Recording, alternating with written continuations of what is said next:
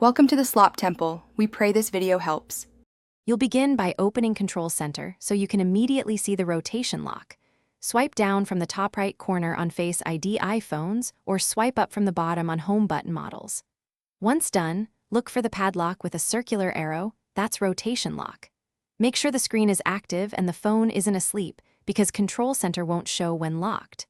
Tap the icon if it's highlighted to toggle the lock off. You should feel a short haptic cue.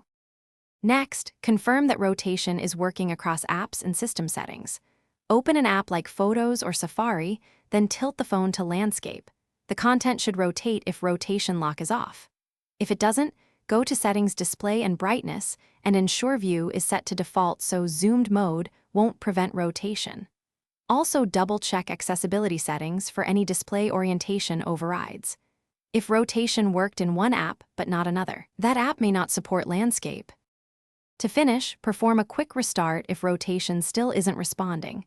This clears temporary software glitches. After reboot, test rotation again in multiple apps. If problems persist, install any pending iOS updates because fixes often arrive with system patches. As a key troubleshooting tip, if rotation never changes even after restart and update, the gyroscope or accelerometer may be faulty. Make sure to back up your data and contact Apple support.